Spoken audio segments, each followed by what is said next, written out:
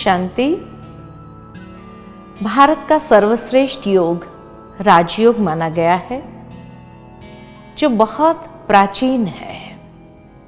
या मैं यूं कहूं कि आज से 5000 साल पूर्व स्वयं भगवान ने श्रीमद् भगवद गीता में अर्जुन को यही राजयोग सिखाया था। परंतु समय के अंतराल में धीरे धीरे अष्टांग योग आया, जो महर्षि पतंजलि के द्वारा भारत में सिखाया गया, और धीरे धीरे आज वही योग योगा हो गया, जो सिर्फ आसन या एक्सरसाइज तक सीमित हो गया। परंतु जब भगवान ने अर्जुन को योग सिखाया था तो कहीं पर भी आसन या एक्सरसाइज नहीं सिखाई थी। इसीलिए योग शब्द का अर्थ बहुत गहरा है। योग संस्कृत के युज धातु से बना हुआ यह शब्द है, जिसका मतलब है जोड़ या संबंध या मिलन। राजयोग एक सर्वश्रेष्ठ संबंध की बात है। संसार के अंदर अनेक योग दर्शाए गए हैं, वहां तक कि श्रीमद् भगवद गीता में भी भगवान ने अर्जुन को हर अध्याय में अलग अलग योग सिखाए। ज्ञान योग, बुद्धि योग, कर्म योग, संन्यास योग, समत्व योग, हठ योग, ऐसे अलग अलग योग हैं। परंतु राजयोग माना जो सभी योगों का राजा है, या जिसमें सभी योग समाये हुए हैं। इसी योग को ज्ञान योग भी कहा जाता है, क्योंकि बिना ज्ञान के योग नहीं हो सकता है। योग का आधार ही है समझ। ज्ञान माना यथार्थ समझ। और जब आत्मा का सर्वश्रेष्ठ संबंध उस परमात्मा के साथ जोड़ना है, तो नेचुरल है कि उसके लिए आत्मा की भी यथार्थ समझ चाहिए, तो पिता परमात्मा की भी यथार्थ समझ चाहिए। तो वो योग या संबंध जोड़ने की भी समझ आवश्यक है। इसीलिए इसी को ही ज्ञान योग कहा गया है। अर्थात कि मनुष्य की योग करते समय चित्त वृत्तियां कैसी होनी चाहिए, उसकी भावनाएं कैसी होनी चाहिए, उसकी मानसिकता कैसी होनी चाहिए, ये हर बात की समझ आध्यात्मिक ज्ञान हमें प्रदान करता है। इसीलिए ये आध्यात्मिक ज्ञान के बिना योग संभव नहीं है। तभी इसी को ही ज्ञान योग भी कहा गया। साथ ही साथ इसको बुद्धि योग भी कहा जाता है, क्योंकि आज मनुष्य की बुद्धि सबसे ज्यादा विचलित है। तो बुद्धि योग का भाव ही है कि जहां बुद्धि को उस परमेश्वर के साथ जोड़ना है, और जहां बुद्धि को जोड़ना है तो बुद्धि क्या करती है, कैसे हम बुद्धि को जोड़ सकते हैं, मन और बुद्धि की एकाग्रता किस तरह से जीवन में आती है, ये हमें योग सिखाता है। इसीलिए भगवान ने उसको समझाया कि हे अर्जुन, मन मना भव, और फिर कहा तो अपना बुद्धि का योग मुझ परमात्मा के साथ लगाओ। और उसके लिए विधि बताई कि सर्वधर्म परित्यज माम एकम शरणम व्रज। अर्थात दैहिक धर्म से भी देह और दैहिक धर्म, जो हमारे अनेक प्रकार के जीवन के अंदर धर्म निभाने होते हैं, पारिवारिक धर्म, सामाजिक धर्म, ये अलग अलग धर्म है जो व्यक्ति को निभाना पड़ता है। तो सर्व धर्म को परित्यज, अर्थात देह सहित देह के सर्व संबंधों को भूल तू अपने बुद्धि के योग मुझ परमात्मा में लगा। और वहीं पर अर्जुन का एक सवाल भगवान से था कि हे प्रभु, ये मनुष्य की बुद्धि इतनी विचलित क्यों हो जाती है? तब दूसरे अध्याय में भगवान ने यही बात समझाई कि हे अर्जुन, जब मनुष्य की बुद्धि अनेक प्रकार के विषयों का चिंतन करती है तो विषयों में आसक्त हो जाती है। आसक्ति से कामना उत्पन्न होती है और ये कामना पूर्ण न होने पर क्रोध की उत्पत्ति होती है। और क्रोध में वो अपनी स्मृति शक्ति को भ्रमित कर देता है और स्मृति शक्ति भ्रमित होने से योग परायण बुद्धि नष्ट हो जाती है और इसीलिए ये बुद्धि विचलित हो जाती है। बाहर के दृश्य, अनेक प्रकार के विषय वासनाएं, अनेक प्रकार की कामनाएं, आसक्तियां, यही तो मनुष्य की बुद्धि को विचलित करने वाली है। इसीलिए बार बार बुद्धि को एकाग्र करने के लिए अर्जुन को समझाया गया।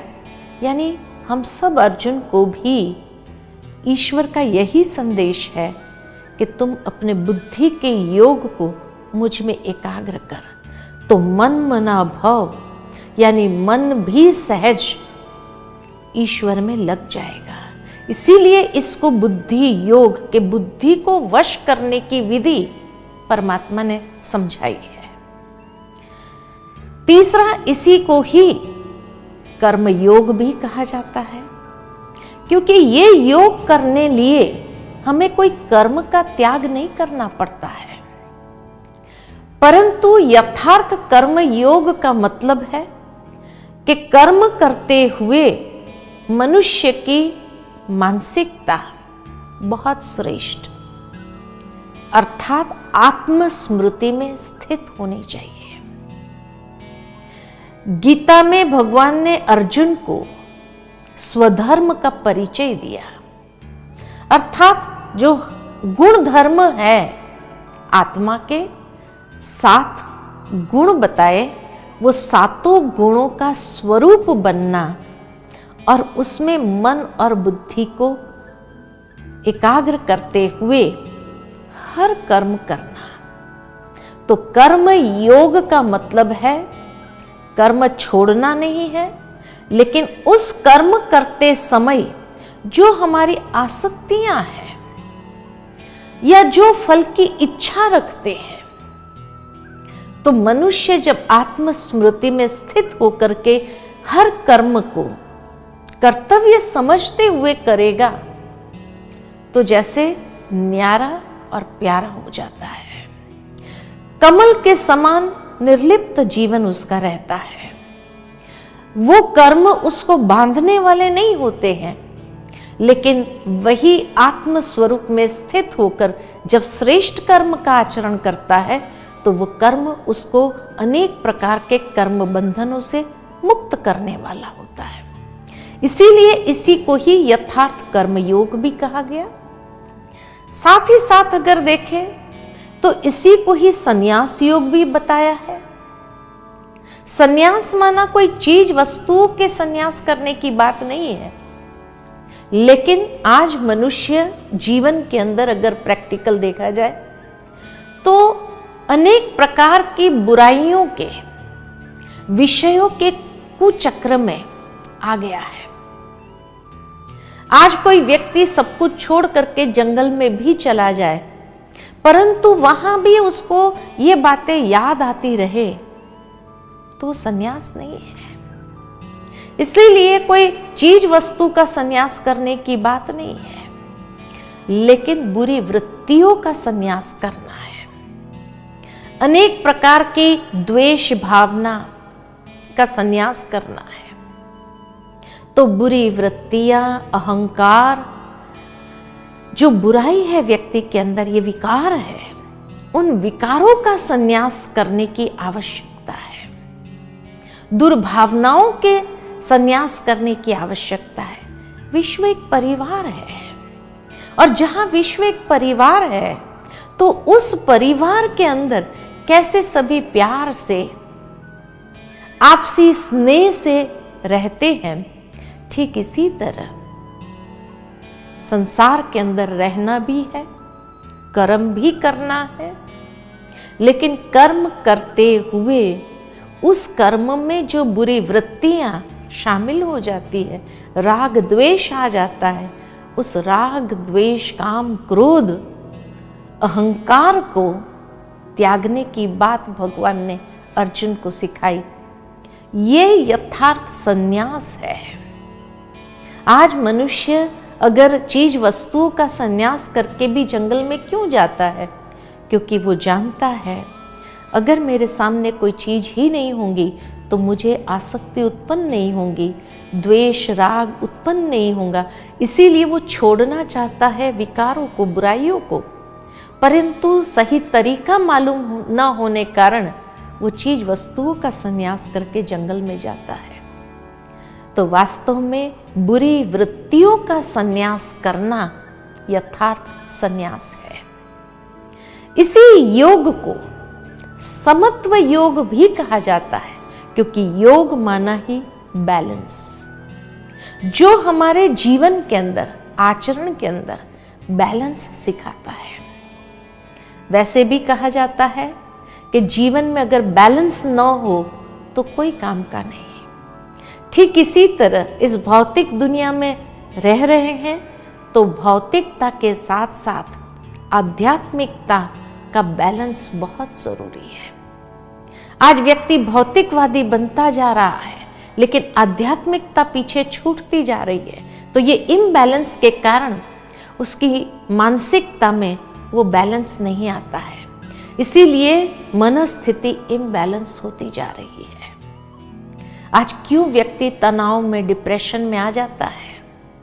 क्योंकि कहीं ना कहीं ये आध्यात्मिकता ही उसके मनोबल को वो ताकत देती है जो भौतिकता का अनुभव करते हुए भी उसमें न बह जाता है, परंतु उसमें रहते हुए स्थिरता, स्टेबिलिटी को कैसे ले आ सकता है।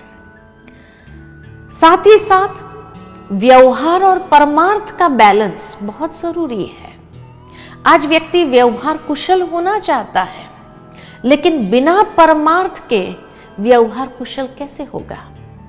इसीलिए इन दोनों का बैलेंस बहुत जरूरी है कि व्यवहारिक कुशलता अगर उसको चाहिए तो परमार्थ को साथ में लेकर चलना होगा, तब ये बैलेंस से चल सकेगा और व्यवहारिक कुशलता उसके जीवन में आएगी। तो समत्व योग यानी बैलेंस जीवन में बहुत आवश्यक है। उसके साथ साथ इसी योग को भक्ति योग भी कहा गया है। भक्ति योग का मतलब क्या है? यह नहीं कि मैं रोज पूजा पाठ करती रहूं, भगवान की आरती करती रहूं, इसी को ही भक्ति नहीं कहा गया है। लेकिन अगर हम प्रैक्टिकल देखें तो मीराबाई की एक भक्ति थी जो आज भी लोग याद करते हैं, और आज के मनुष्य की एक भक्ति है। दोनों भक्ति में कोई अंतर महसूस होता है? बहुत बड़ा अंतर है। तो मीराबाई की भक्ति में ऐसा क्या था जो आज के मनुष्य की भक्ति में नहीं है? तो यही कहेंगे कि मीराबाई की भक्ति में जो था वो ईश्वर के प्रति अथाह प्रेम था, और उस प्रेम में वो दीवानी हो जाती थी, सब कुछ भूल जाती थी। उसके मानस पटल पर वही ईश्वर की आकृति अंकित हो जाती थी, और इसीलिए जहां भी वो देखती थी वहां उसको वही आकृति नजर आती थी। जिसमें भी देखे तो उसको वही आकृति नजर आती थी। तभी तो उसके भजनों में भी उसने यही गाया कि जहां देखूं वहां तू ही तू है, तू कहां नहीं है। लेकिन आज मनुष्य बाह्य स्वरूप से भक्ति करने लगा है, लेकिन ईश्वर के प्रति जो निस्वार्थ प्यार चाहिए वो प्यार नहीं रहा। तो भक्ति का मतलब ही है जहां ईश्वर के प्रति निस्वार्थ स्नेह प्यार हो, उसको यथार्थ भक्ति कहा जाता है। तो ये योग भक्ति योग भी है, क्योंकि ईश्वर के साथ का संबंध योग तभी हो सकता है जब आत्मा में भी इतना ईश्वर के प्रति अथाह प्यार हो, अनन्य भाव हो। तभी तो भक्ति में भी कहा गया है कि भगवान भावों का भूखा है। तो ईश्वर के प्रति जब इतना अनन्य भाव, इतना प्रेम है, तो इसी को ही भक्ति योग भी कहा गया है। और ये राजयोग सर्व योगों का राजा है। राजा इसीलिए है कि पहली बात, राजा अर्थात जो राज करता हो, आत्मा मालिक है। तो जो व्यक्ति अपनी कर्मेंद्रिय के ऊपर राज कर सकता है, तभी वो मन को भी जीत सकता है। क्योंकि मनुष्य के मन को भटकाने वाली ये इंद्रियां ही तो है, इसीलिए इसको राजयोग कहा गया। आज कई लोगों की ये शिकायत जरूर रहती है, बैठते हैं भगवान को याद करने, लेकिन मन नहीं लगता है। मन कहाँ जाता है? देखा गया कि मनुष्य का मन हमेशा कोई ना कोई इंद्रियों के पीछे ही जाता है। कोई दृश्य देख लिए उसके पीछे चला जाता है, कि ध्यान करने बैठते समय वो दृश्य याद आ जाता है। कानों द्वारा कोई बात सुन ली, तो जब ध्यान करने बैठते हैं तो वो बात याद आ जाती है। मुख द्वारा ऐसी कोई बात कह दी, ध्यान करने बैठते समय वो बात याद आ जाती है कि मुझे उसको ऐसा नहीं बोलना चाहिए था।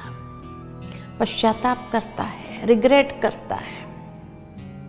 कोई माँ ने बच्चे को थप्पड़ मार दी, बाद में पछताती है, भगवान के सामने बैठती है तो बार बार उसके मन में यही बात आता है, नाहक मार दिया। तो मनुष्य के मन को भटकाने वाली ये इंद्रियां हैं।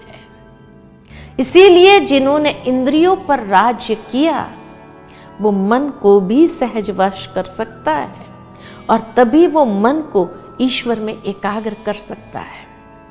इसीलिए इसको राजयोग कहा। तो राजयोग में सभी योग समाये हुए हैं। ज्ञान योग भी है कि राजयोग बिना समझ के नहीं कर सकते हैं। बुद्धि और मन को जोड़ने की बात है। यथार्थ स्वधर्म के आधार पर कर्म करते हुए मन की भावनाओं के अंदर श्रेष्ठ भाव समाया हुआ हो, जो बांधने वाला न हो लेकिन मुक्त करने वाला हो, तो श्रेष्ठ भावनाएं, श्रेष्ठ कामनाएं समाई हुई हो। साथ ही साथ इसको संन्यास योग भी कहा गया है, क्योंकि बुरी वृत्तियों के संन्यास करने की बात है, चीज वस्तुओं की नहीं। और जिस योग के द्वारा हमारे जीवन में बैलेंस आता है, और बैलेंस के साथ साथ भक्ति योग यानी ईश्वर के प्रति अथाह प्यार, अनन्य भाव जब हमारे अंदर उत्पन्न होता है, तब हमारा मन सहजता से उस ईश्वर में लग सकता है। तो राजयोग सभी योगों का राजा है। ये राजयोग कैसे करना है, उसका आधार और विधि क्या है, उस बात को हम देखेंगे अगले एपिसोड में। लेकिन इतना जरूर समझ लेते हैं कि जब भी कोई साधना करने बैठता है, तो यथार्थ साधना करने के लिए 3 बातें बहुत जरूरी है। सबसे पहली बात, साधक चाहिए, दूसरा साध्य चाहिए, और तीसरा साधन चाहिए। जब ये तीनों चीज है तो साधना यथार्थ होने लगती है। तो राजयोग की भी एक साधना है, और वो साधना को प्रैक्टिकल लाने के लिए, करने के लिए भी साधक हम स्वयं हैं। साध्य वो परमात्मा है, और साधन है हमारा मन। तो यथार्थ साधना के लिए आधार और विधि क्या है, उसको हम आगे के एपिसोड्स में देखेंगे कि जीवन के अंदर हमारी साधना फलीभूत कैसे होती है, जीवन में किस तरह यथार्थ विधि अपनाने की आवश्यकता है, तब वो योग सहज हो जाता है, मुश्किल नहीं लगता है। वैसे भी हम सभी ने आत्मा का यथार्थ परिचय कि आत्मा सतोगुण स्वरूप है, तो साधक सतोगुण स्वरूप है। साध्य परमात्मा कौन है, ताकि मन हमारा भटके नहीं, किस में लगाऊं, क्या लगाऊं, कहाँ लगाऊं, लेकिन परमात्मा का भी दिव्य स्वरूप, जैसे मैं आत्मा ज्योति स्वरूप हूं, तो मेरा पिता परमात्मा भी दिव्य ज्योति स्वरूप है। तो उस ज्योति स्वरूप बन करके उस ज्योति को याद करना और मन के अंदर श्रेष्ठ संकल्पों का निर्माण करना, तभी उस मन की शक्ति से हम ईश्वर के साथ अपने बुद्धि के योग को जोड़ सकते हैं।